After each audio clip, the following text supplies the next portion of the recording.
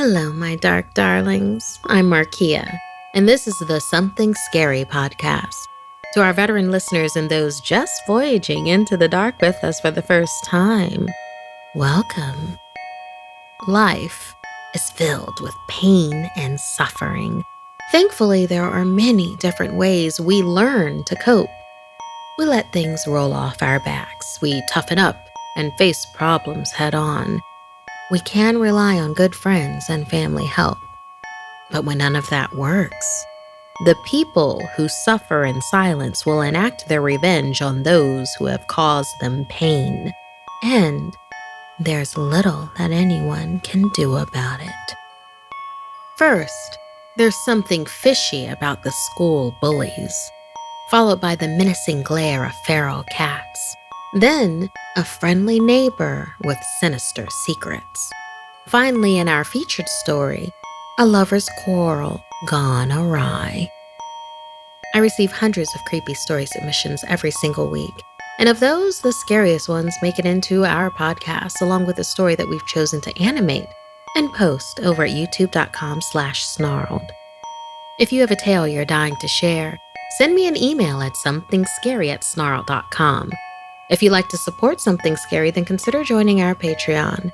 As a patron, not only can you help the show and see ad-free episodes, but you can also be a part of the horror and hear your name featured in one of our podcasts or weekly video stories.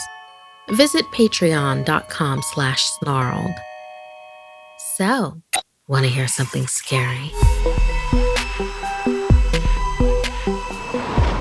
Suffer in silence.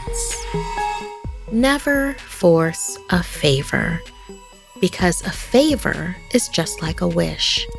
If you're not careful, you might get something much worse than you bargained for, like in this story by Colin. Riley, a self-proclaimed theater geek, was also a bit of an introvert. She spent most of her free time at school backstage, perfecting her skills as a special effects makeup artist, and paid little attention to anything else. One day, she was approached by the trio, 3 young women that were classic high school mean girls. The queen bee, who went by Niagara, and her 2 cronies, Mandy and Seiko. They walked up to Riley with a request. Niagara's dad was throwing a huge 18th birthday party for her, and the theme was Mystery Under the Sea. They wanted to go as sirens, devious monsters of the deep. Niagara offered Riley $300 to make the costumes for them, but Riley did have her hands full with 2 upcoming school productions and said she couldn't juggle anything else. Niagara, of course, was offended that someone would refuse her and her squad, and within moments, the 3 tyrants decided to take it out on the plaster bus that Riley had worked on for months. They smashed them into the ground, and before leaving, Niagara warned Riley that this was just the beginning. For every production she worked on, the trio vowed to find a way to ruin it. Riley was left alone to pick up the shattered pieces of both the ceramics and her self-worth. A few days passed, and Riley approached the trio. She said she would help them if they swore to leave her and her future projects alone. They were delighted to get their way and half-heartedly promised to leave Riley alone forever if she did this for them. Riley said that she would need to make casts of each of their faces to have as a base for the costumes, makeup, and accessories. They agreed to meet her after school for the fitting. Later that day, the trio met backstage where Riley had tarps on the floor and her tools ready. She explained the process of how plaster would go over their faces. They would need to dry and that it might feel claustrophobic. But it's a quick drying agent, so it would only take an hour. They sat on their stools as Riley worked on them. Within 20 minutes, the trio's faces were covered, and they sat still, letting the mold dry. Riley sat back and watched. A grin slowly crept across her face as she looked at the timer. Suddenly, they began to struggle and push against the molds. They twisted and turned as they tried to pull away from the thick plaster that started to move and ooze around their faces as if it was alive. Riley laughed as the young ladies fell to the floor, screaming for help. Finally, they managed to remove their molds and gasped at Riley with renewed threats. Riley fired back. You should all be careful who you push around. They might be more devious than you. Riley motioned for them to look in the mirror. All three looked at their reflections and screamed.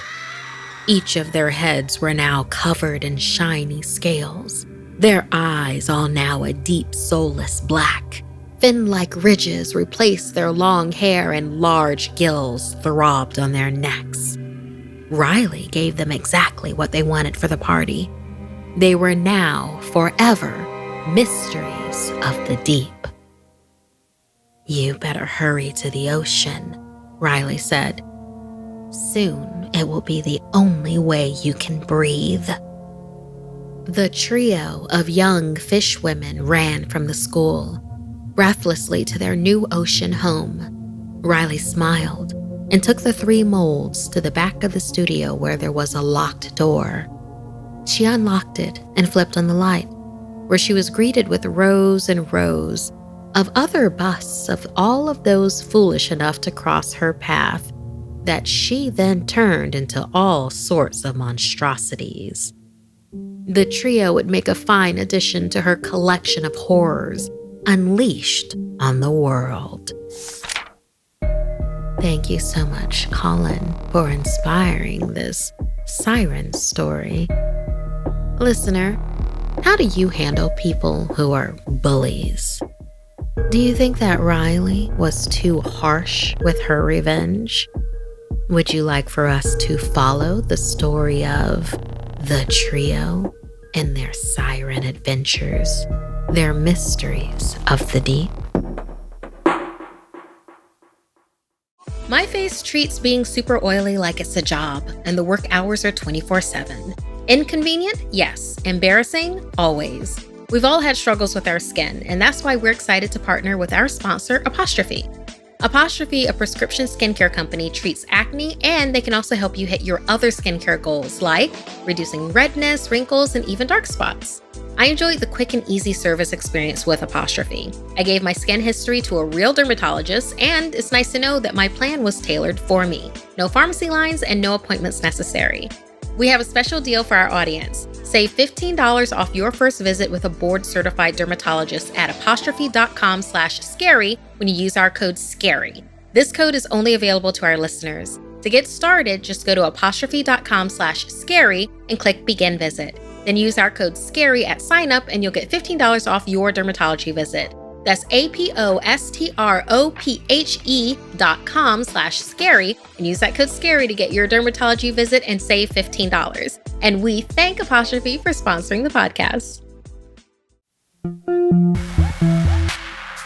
Visiting family can be fun or incredibly stressful, particularly if they have a haunted secret, like in this story, inspired by Saturn. The summer that I was 12, I went to visit my cousin George.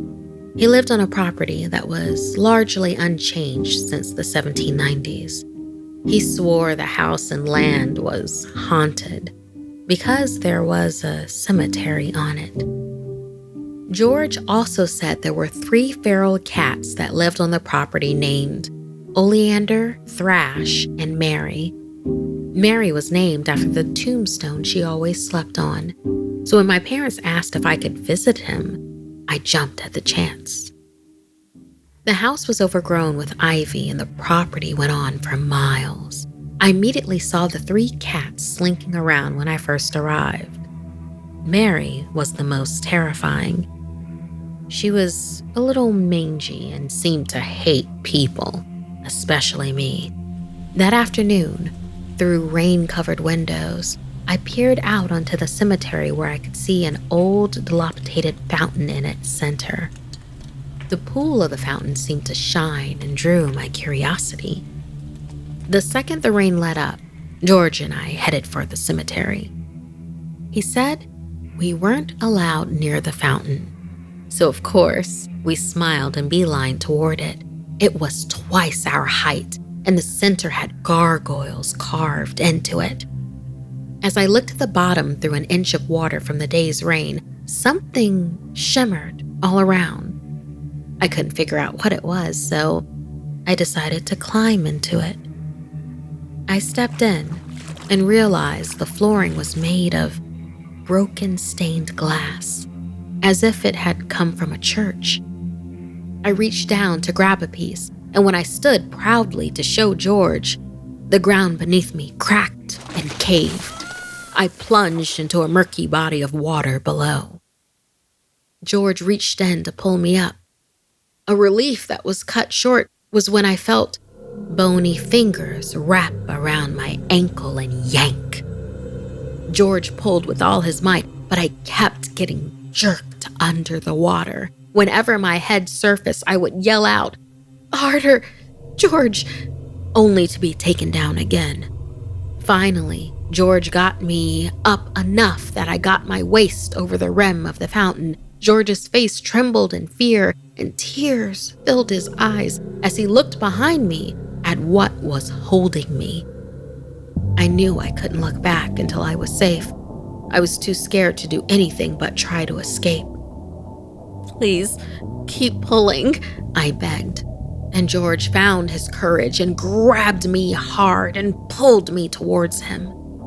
Suddenly, behind George, I saw all three cats barreling towards us with menacing looks on their faces. I locked eyes with Mary, who ran up and hissed just inches from my face.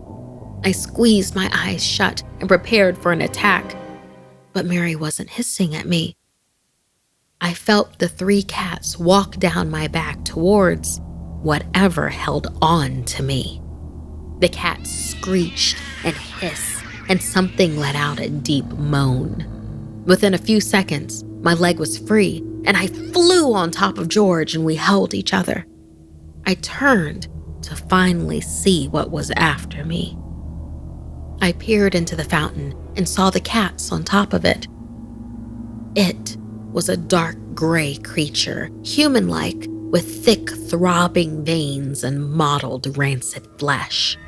An ancient-looking creature that had spent maybe centuries suspended between life and death, no doubt imprisoned in the murky black waters below the enchanted fountain. It was strong, and desperate to escape the fountain, it placed a hand on the ledge.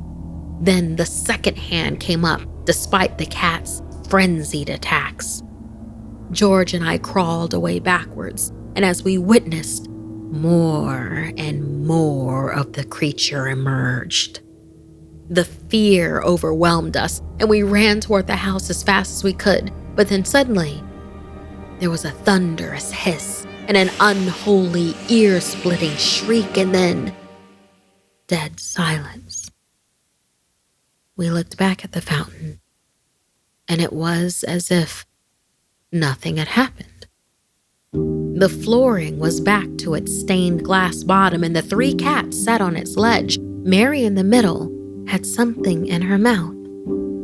We walked up to the cat, and she dropped from her mouth two bloody black eyeballs dripping with blood. They began to smoke and dissolve, and Mary hissed. She kept hissing and yowling until we got far away from the fountain and back inside the house, where we stayed for the rest of my visit. Thank you so much, Saturn, for inspiring this haunted gargoyle tale for us. Listener, what creature do you think was attacking them? Do you think your cats or pets could or would protect you? Do you have a story of when that might have happened? tell us at somethingscary@snarled.com. I don't know about you, but I'm so ready to get back into the gym. It's been so long. I'm starting to miss the little things. Like, do you know what I would give to be waiting my turn for the aerobic steppers right now? Or to hear my trainer shout at me to get another rep in? Vaccination is the most effective way to help prevent COVID-19 and get back to the good times. Find a COVID-19 vaccine location near you at Vaccines.gov. That's VACCINES.gov. Everyone has secrets hiding behind their smiles. Some put on a friendly face to conceal their pain, but others use that facade to cover something far more dangerous. Like in this story, inspired by Phillip. Enzo's neighborhood was relatively quiet and didn't have much going on, but that all changed when James moved into the house across the street.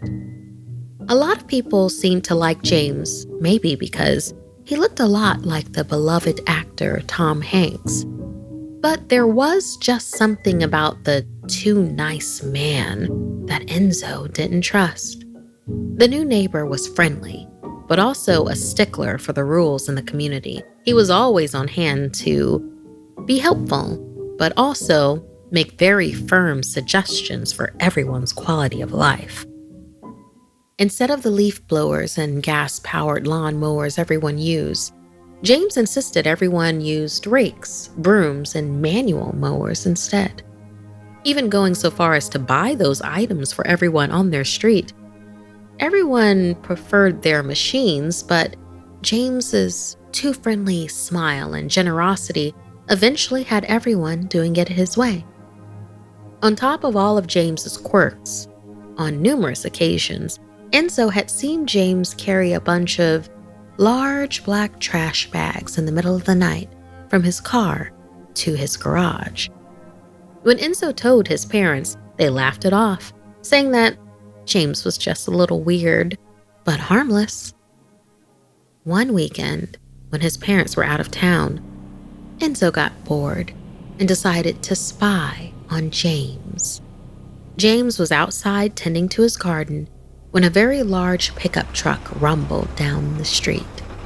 Its wheels screeched as mud flew from the tires onto James's roses. The truck belonged to Cole, the neighbor at the end of the block that no one really liked. As Cole got out of his truck and walked to his front door, Enzo noticed that James was staring at the man, menacingly, his eyes filled with rage. That night, Enzo woke up to the sound of loud yelling coming from James's house. He grabbed his binoculars, ran outside, and hid behind a bush. From his vantage point, Enzo could see Cole tied to a chair in James's living room. Cole had tears streaming down his face and seemed to be begging for his life. Suddenly, James gave his friendly smile and used his pruning shears to slit Cole's throat from ear to ear. Enzo couldn't believe his eyes. He had just witnessed a murder. He ran back inside and called the police. Enzo watched as the police knocked on James's door, and he warmly welcomed them inside. James gave the police a tour and soon had the police laughing and joking with him. Eventually, he gave them a covered dish and sent them on their way as if the murder Enzo witnessed had never happened. The next morning, Enzo woke up, and while James was at work, he snuck into the man's backyard and looked for clues. He came across a giant compost bin. He knew that compost was a way of recycling unused food and turning it into fertilizer. A chill ran down his spine as he opened the bin and saw dismembered, rotted body parts with maggots crawling all over them. Enzo's eyes swelled up as he ran out of the yard, gagging. Enzo called the police again, but when they showed up, they found nothing abnormal. Enzo's parents returned home and were embarrassed to hear about their son's bad behavior. They demanded that he go over to James's house with a cake and apologize, but he refused. He'd rather be grounded than buried by his neighbor. Days later, Enzo came home to find his parents sitting at the kitchen table, ravenously eating dinner. Enzo was starving, and as he sat down next to his parents and bit into the sausage on his plate, he was overcome with the flavors of his meal. He told his parents that this was the best sausage he'd ever had. He asked his mother where she got this recipe, and that's when she told him that earlier this afternoon, James had dropped by with the meal as a peace offering between him and the neighborhood. James said they were homemade, locally sourced sausages. Nothing on the animal goes to waste, and all the veggies were grown in his garden from his compost. With a mouthful of food, Enzo's father chimed in and excitedly said that James has offered to help teach the neighborhood how to become more environmentally friendly with their food as well. Overcome with nausea, Enzo ran upstairs to his room and puked. Sensing he was being watched, Enzo looked out the bathroom window to find James staring back at him. The neighbor looked menacingly at Enzo, then smiled and waved. Enzo looked at the blood-stained garden gloves worn by the man and screamed.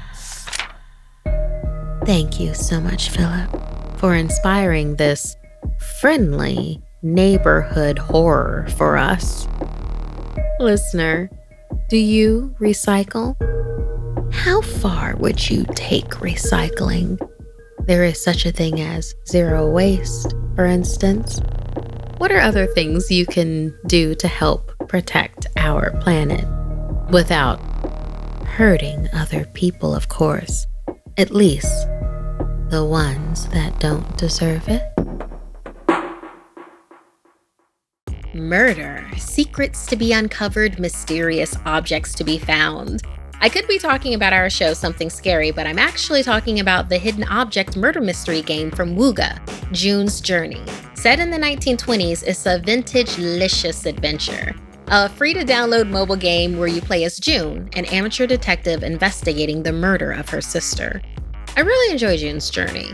It scratches my true crime itch as I search for clues while unveiling the murder mystery. Plus, I'm a big fan of hidden object games. It's easy to replay levels for points, and I get a kick out of finding all the objects even quicker the second time around. Join over 30 million fans across the globe and awaken your inner detective with June's Journey. Search for hidden objects and collect clues to solve the mystery. Endless hours of fun with thousands of intricate scenes and new chapters every week. Download June's Journey for free by clicking the link below in the description. June's Journey is available on Android and iOS mobile devices, as well as on PC through Facebook Games. There is no bond stronger than love. Those that are in love move heaven and earth to be together. And if you stand in the way of that love, then they will show no remorse in moving you either. Arjun, a young Indian man, was tilling his father's crops when a large cobra surprised him in the field. Instinctively, he drove his rake into the snake and killed it instantly. He immediately regretted killing the reptile, but had to finish his work before what the weather reports were saying would be the worst storm of the year. Once the storm hit, everyone in the town of Kimsa sheltered in their homes, including Arjun and his father. Thunder cracked over and over as an unending stream of lightning bolts danced across the sky. Arjun peered out the window and through the heavy sheets of rain, saw a young woman wandering the street in front of his house. The wind pushed her about until she fell to the ground, and Arjun sprang to his feet and ran outside. He lifted the woman out of the puddles and offered his home as protection until the storm passed. The woman was so grateful for the help. She explained that she had missed her bus and thought she could make her way home before the storm hit. Arjun lit the fire while his father went to make hot tea. Finally, getting a good look at her, Arjun was mesmerized by her beauty. "I'm Fatima," she said as her deep brown eyes pierced his soul. The house shook with each boom of thunder, and the lights flickered as the wind picked up speed outside and shook the power lines. Arjun and Fatima lit candles while his father barred the doors and windows. The storm was expected to rage for hours, and there would be much destruction to contend with afterwards. Arjun just hoped their house would survive the night.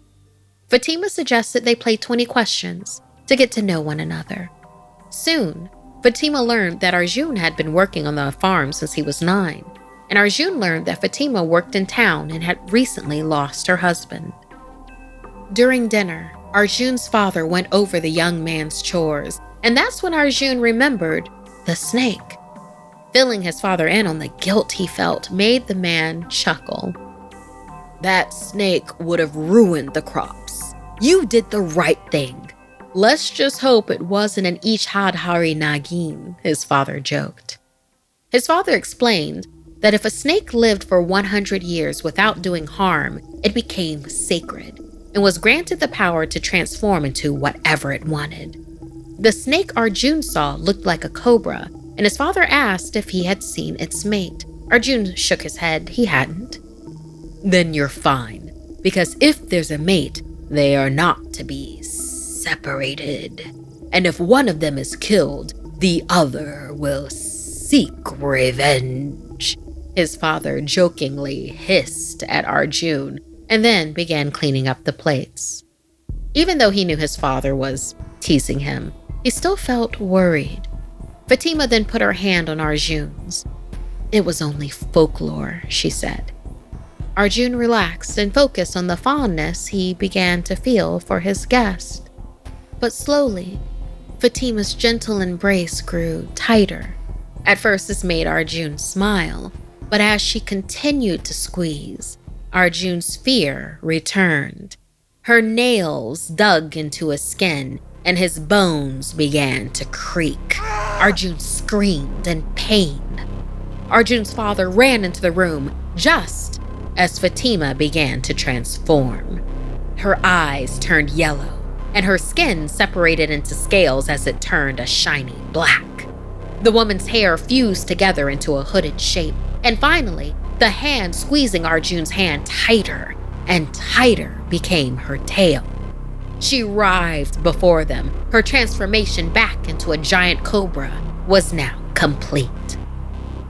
"You killed my husband, and now you and your family will pay," she hissed. Her head then snapped forward like lightning and bit into Arjun. Her fangs sunk into him, but released only a small amount of venom, just enough to render him immobile. Arjun watched helplessly as the giant cobra whipped her tail around his father's legs and pulled the man hard to the floor. The cobra made a pleased hiss as she slowly dragged Arjun's begging and screaming father across the floor towards her fearsome maw. Her cobra head rose above Arjun's father, and his eyes widened. Her first strike was to his jugular, ripping flesh and veins apart. Arjun's father gasped for sounds he could no longer make as she swallowed his windpipe. She then struck his stomach, ripping his organs, sending them flying through the house. And finally, while Arjun watched his father struggle with consciousness, Fatima punctured the patriarch's eyes with her fangs and released her poison into his brain. Tears streamed down Arjun's paralyzed face. Soon, the poison would wear off, and he would be left there alone with his dead father and a lifetime of guilt. The Ichhadhari Nagin slithered from the farmhouse and found her way to her mate. She coiled up next to its lifeless body and looked into its dead eyes again, where she then saw the image of its killer, Arjun, slowly fade away. The cobra, Fatima, looked to the raging heavens above her and said, "I'm ready." Her serpentine gods heard her plea, and a bolt of lightning surged through the sky and struck her down. She took her last earthly breath, joining her mate in the afterlife, where the two lovers could be together forever.